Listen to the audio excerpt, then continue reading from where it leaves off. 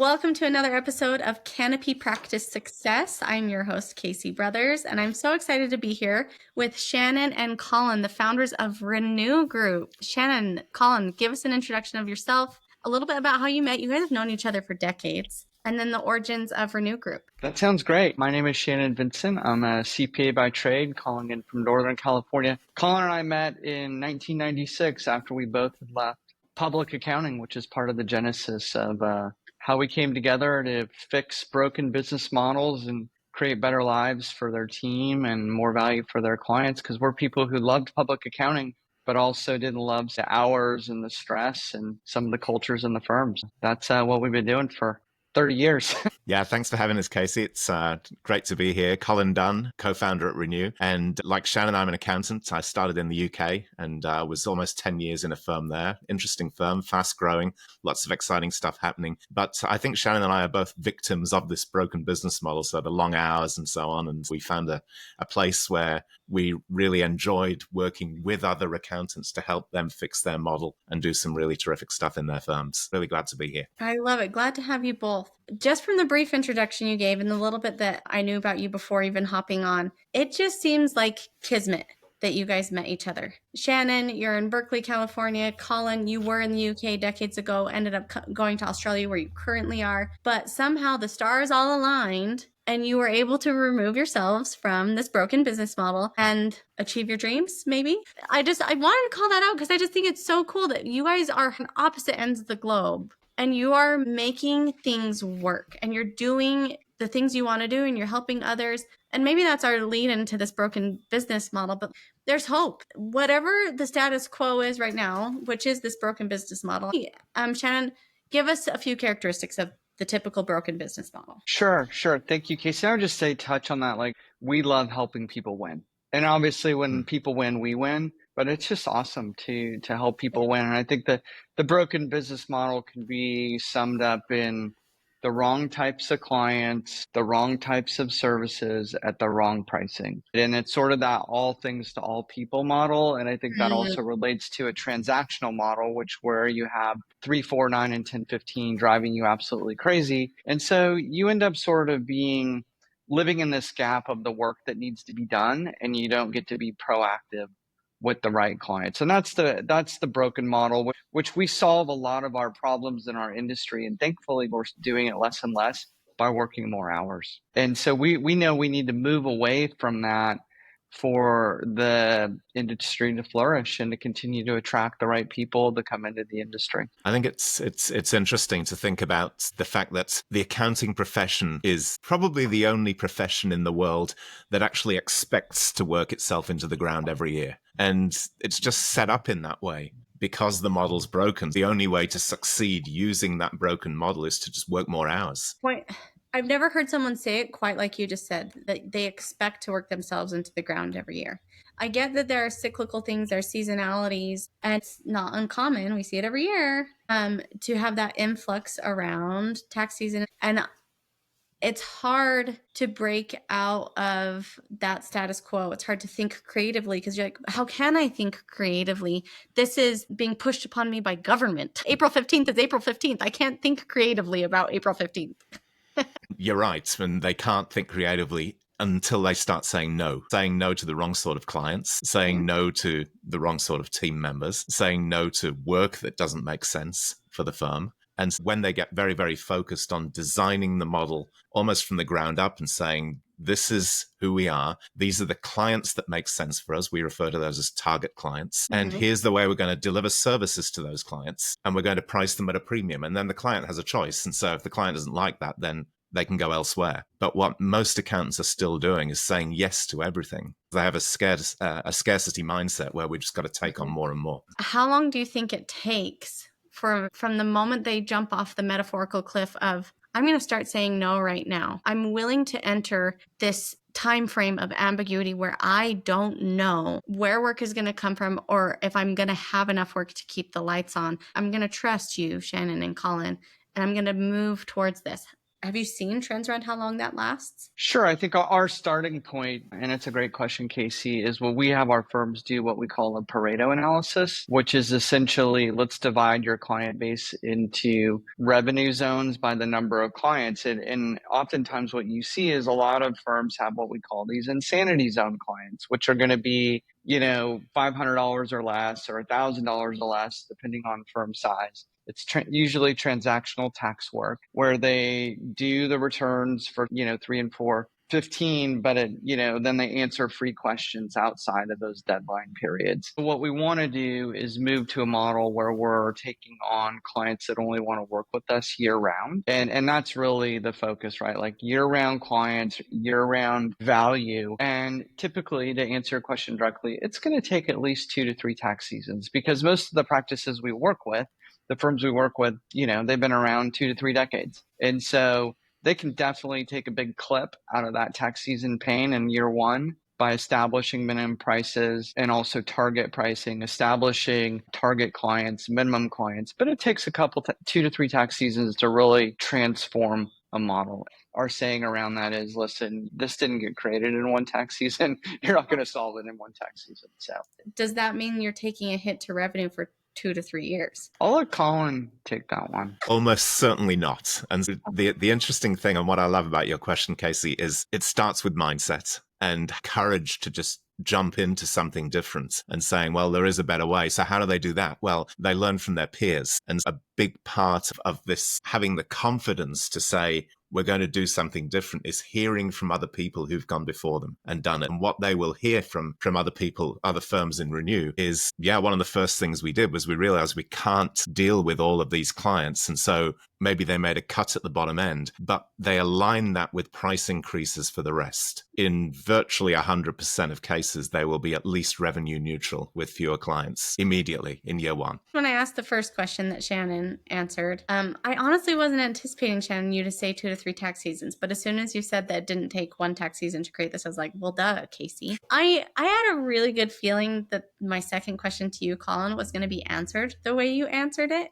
But I asked it because I know people listening would be like, but I'm scared. How can I? Shannon, you just said 2 to 3 years. How in the world can I do that and justify it? But Colin, when you say that, like, we're not doing one part of this 1 year and then waiting a year to execute on pricing strategies. It's done in tandem. What are some of the other benefits you see when doing this? Because again, you've mentioned other characteristics of the broken business model. And with that initial move, right, to say, okay, we're going to eliminate these clients and then simultaneously increase prices for these ones.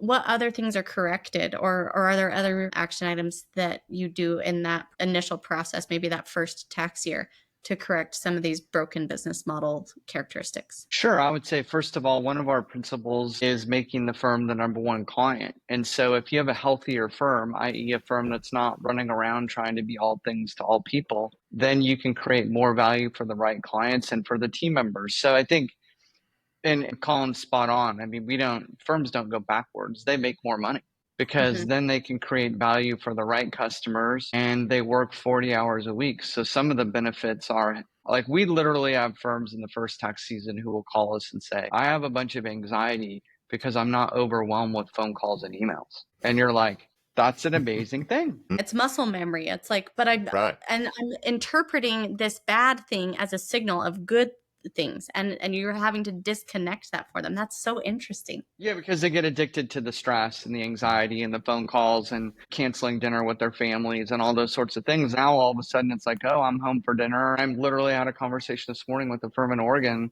who is 1 year out and said, yeah, my wife was so amazed that I was home for dinner and we could watch TV together in the evenings. I think the benefits are less work, less stress, healthier firm, and it needs to be explicit. Then you can spend time on the right clients, because so many firms come out of 415 and they say, oh gosh, I haven't gotten a hold of my 8 clients for 2.5 months. And this eliminates that, which takes us to working with clients all year round. I've never actually heard someone say what you just said too about being addicted. Yeah, they just say you just get addicted to the insanity, right? Like you're just so used to always being chaotic that you don't know what to do with yourself with a little bit of quiet. This doesn't mean less value, less impact. It means less busy work. It means better use of your mental capacity. I don't want people to think that, okay, I'm logging less hours, therefore I'm a less valuable human. Casey, I think it means more impact, more value. I would agree.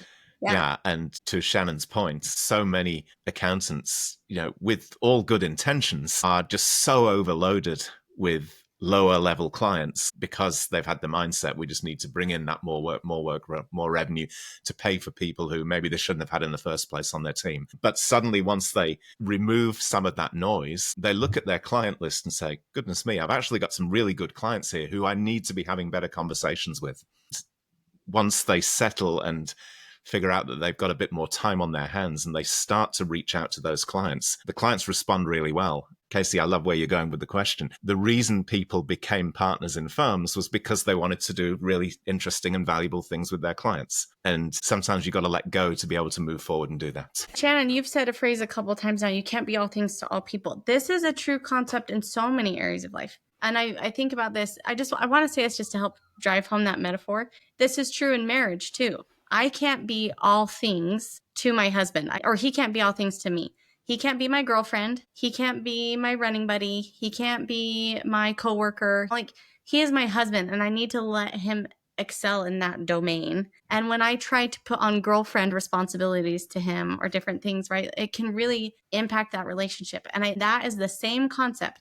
When you are trying to be all things to anybody and you're accepting any kind of work, it limits you from being able to perform optimally, to be able to dig in and be an expert, maybe even to, and in that regard, have a level of confidence that can guide you towards taking these leaps of like, no, this is a strategy I need to execute on, and all of the above. Makes sense. And I think one of the things that we drive home at Renew is let's start looking at different ways of measuring the firm. And one new way is looking at revenue per client, and they don't like average revenue per client. So one of the things that Renew we would want to do is drive up average revenue per client rather than just revenue or number of clients, right? Like it's critical. Put another way, do more substantive work for fewer clients and charge for it. Yes, 100%. Like I'm a daughter of an entrepreneur mother, and I've mentioned this several times on the podcast because I think that is a common side effect characteristic of entrepreneurs in general, is not understanding the value that they're providing or not putting them in a space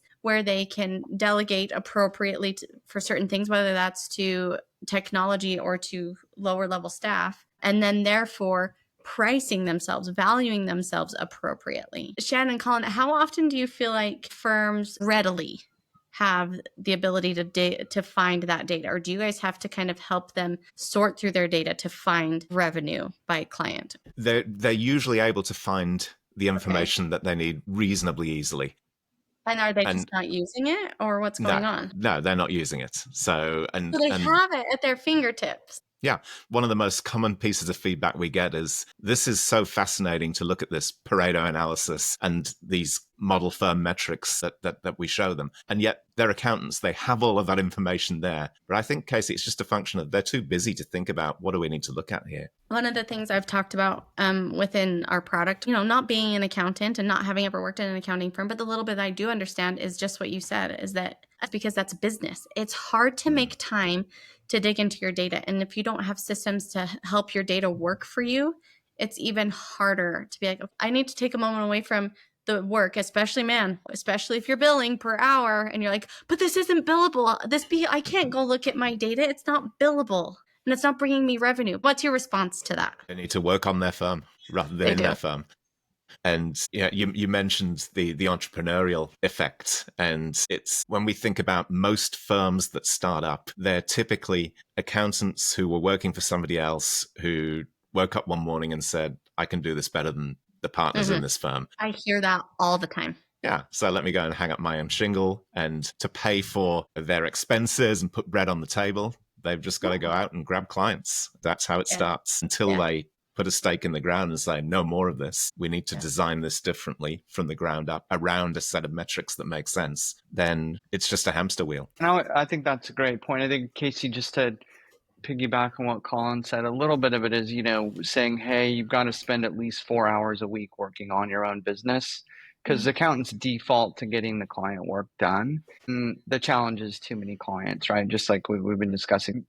Operating from the principle of making the firm the number one client. It's just like you're saying, like a healthier spouse is a better spouse. So a Yes. healthier firm is a better trusted advisor. We really want them to set that 4 hours a week at least to work on their business, look at their own metrics, and make the firm the number one client is critical. And I think also finding a thought partner, whether it's a spouse or a friend or a colleague or whatever it may be, we all need a little bit of accountability. So I think it's important to have that. Yeah, I love that. That's a fascinating point, Shannon. So to go back to something that you mentioned before, Casey, what are some of the peripheral benefits of the early work that we do with firms? Sometimes partners will say, okay, I've gone through my client list. Here are the clients that I think probably should go, but I'm scared. But then they go and talk to their team and say, we're thinking of letting go some of these clients. And often the team will say to them, well, you should have done that years ago. We just don't like these people. They're constantly moaning. They refuse to pay their bills. This is a good thing. That's where they can get some of that confidence from. To Shannon's point on that thought partner, we really encourage them to reach out and get their team involved, get their life partners involved, and connect with other people who are in Renew and doing the same things that they're doing. I love that. Talk to us a little bit more about some of these metrics that you use to measure the success once you're moving away from this broken firm business model to the model firm is what you call it, right? Yeah. So one of the key ones, and Shannon mentioned it, is the average revenue per client. Really, really important. Often when we start working with a firm, we'll see that that's, it might be $1,500, $2,000 per client, meaning to have any sort of revenue, you need to have a huge number of clients. And over time, and this is where the 2 to 3 tax seasons kicks in, we really want to see that moving towards $8,000 per client and upwards from there. That can be done in a number of ways. So, revenue growth is one thing, but doing that with fewer clients and adding more value and pricing at a premium will drive that number. Then related to that, we look at revenue per full-time equivalent, looking at the professional teams, so how much revenue are they generating from the people that they have. And a good number to aim for there is $250,000 per full-time equivalent. That's $100,000 more than I heard from a different group 2 years ago. So that's a great update for me. And I love that trend because when I heard $150,000 per FTE, I was like, that seems low, but that's great. Yeah. And one thing it's really important to be aware of is cost of labor is going up dramatically. If firms aren't increasing prices and creating value so they can justify premium prices, then they're going to get left behind, which means their labor as a percentage of revenue will start to increase. And so we want to see that number around about 35%, depending on the size of the firm. And then the other thing that we look at is the average charge rate. Now, not all firms are keeping timesheets. What we ask them to do if they're not keeping timesheets is just estimate what proportion of your time goes on to billable client work. That allows us to get a surrogate number for that. And firms should be hitting $200 an hour on billable. You're still recommending that they track time? Yes, we do. How granularly? Just services, admin work, PTO? What are we talking about here? As long as they're able to get a handle on what is this actually costing us to deliver, and that's the key. Okay. Don't keep timesheets so you can price based on the time. Yeah. I think we work with lots of firms, as Colin said, that don't complete timesheets. It's a good litmus test. And frankly, most partners don't complete timesheets. That's why they started their own firm. When push comes to shove, they can usually get close to what the average charge rate is with some sort of back of the envelope calculations, if you will. It's not a must. It's not going to break their ability to get to the model firm metrics if they're not tracking time. Because the key point here is that, again, we're not billing for time. Yeah, I think you said it well. We're billing for outcomes and value. Yeah. Pricing for value and outcomes. If we can manage costs with the timesheet, more power to us. I think of even the way that I would operate, I don't do a lot of freelance or contract work, but when I have, it's for a project. And then I'm motivated to get it done and get it done well in less time. Yeah, absolutely. Other model firm metrics you want to touch on? Two key ones just is, our goal, because we have so many staffing challenges in our industry. Like, it's no secret, you go to any conference or webinar, we talk about staffing challenges, get together with firms, is we need to make the industry more appealing, the profession more appealing to incoming folks. And our goal, and we do have it, where firms work 40 hours a week all year round. That's the impetus behind our ebook, The 40-Hour Firm, and what we talk about. Certainly trying to get firms to work 40 hours or less all year round. We like to get them to get their subscription revenue to greater than 75%, because those are a little bit related, right? Because if we're serving the right clients all year round and talking about Colin's average client revenue being 8,000 or higher, we know we're going to be working with those folks on advisory, accounting, and tax all year round. Let's get that 8 to 10, and we want our subscription revenue at 75% revenue or greater. And one of the coolest things that we do, just in terms of talking about the win thing, is, lots of firms run their cash flow with lines of credit. As soon as they get their subscription revenue higher than their payroll, twice a month or every 2-week payroll, it's amazing how much less stress the partners have, because they're not coming on their line of credit during the summer or the fall in a transactional model to pay their people. It has a dramatic impact on just the cash flow of the business. That makes me feel anxious. That's why lots of accountants are grumpy in the Right. fall, because they're borrowing on their line of credit to make payroll. Oh my goodness. The thing I've tried to talk about a lot is, like, accounting firms, you're not a bank. You're not, and you don't need to be. You shouldn't be chasing clients for payments. And I love that you've highlighted that. Isn't it so funny that these trends are so worldwide, that that bottom range of your client base are the people who moan about everything, don't make their payments? It's like, they're the problem.